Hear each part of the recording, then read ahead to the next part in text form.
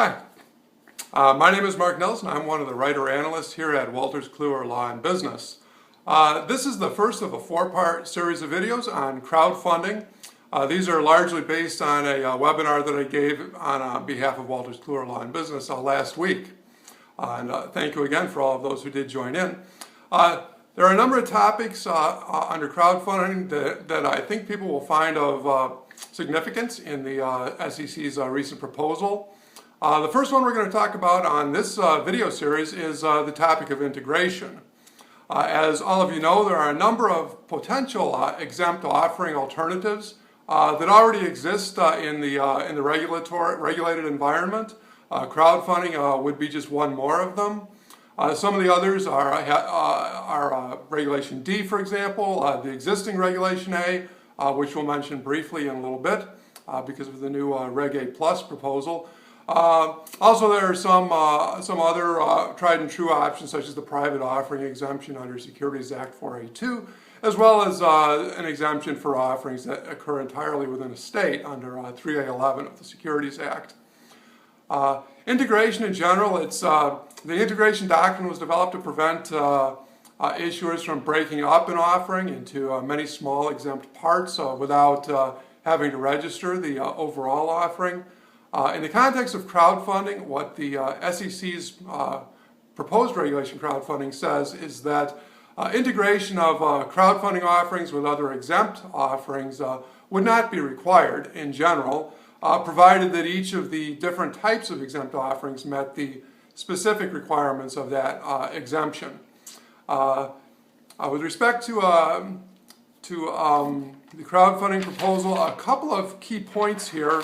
One is there's an example in the proposal where the Commission has posited the example of a side-by-side crowdfunding and private offering exemption under Section 4A2. And here the key, I think, for not just this type of combination, but for all combinations, would be for counsel and issuers to be very mindful of which exempt offerings allow general solicitation, which ones don't.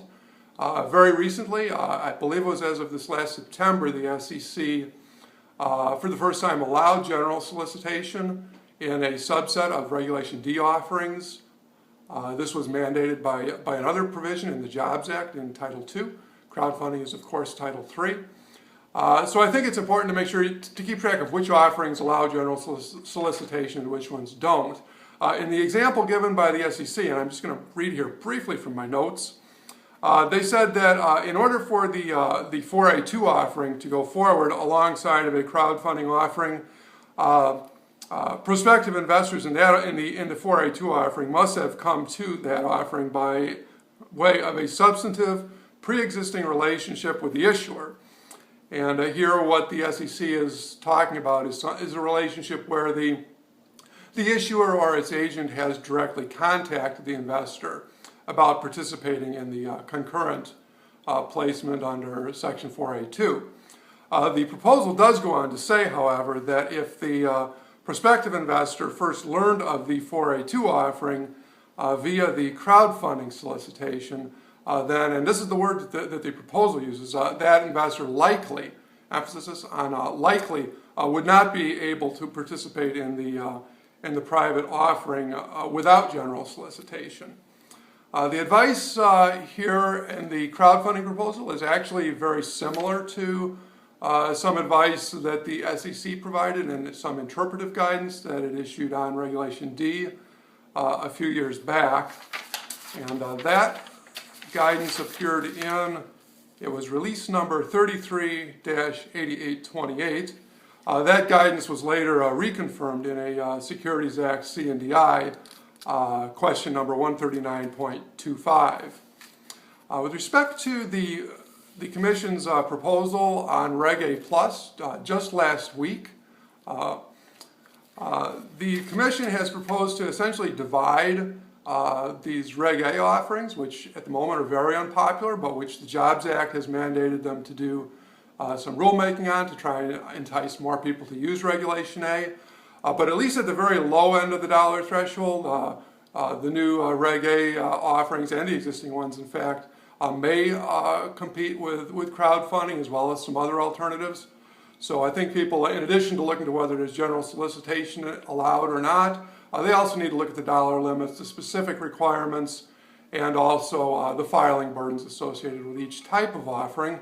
But the modified Regulation A proposal essentially takes the existing one and splits it into two tiers. The lower tier would be the existing offerings, which are limited to $1 to $5 million, whereas the new Tier 2 would allow offerings up to $50 million as required by the Jobs Act. A key point here with the new Reg A Plus proposal is that it would exempt state securities regulations with respect to most of the Tier 2 proposals for what they call qualified purchasers, who are all Reg A offerees of securities, but also all buyers in a Reg A Tier 2 offering. That's significant because besides the low dollar thresholds, one of the other reasons for the comparative unpopularity of Regulation A is the need to comply still with state securities regulations. With respect to crowdfunding, there's an interesting tie-in here with the Commission's Reg A Plus proposal, and that has to do with the integration issue. The Commission's Reg A Plus proposal, in fact, would not require integration of those offerings with other exempt offerings, including crowdfunding, provided that each of the exempt offerings complied with the specific requirements for that type of offering.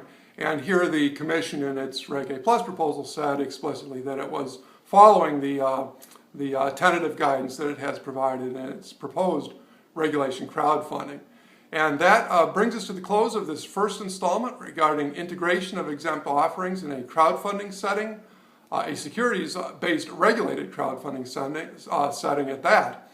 I look forward to speaking to you on some more topics about crowdfunding. For now, I'm Mark Nelson with Wolters Kluwer Law and Business.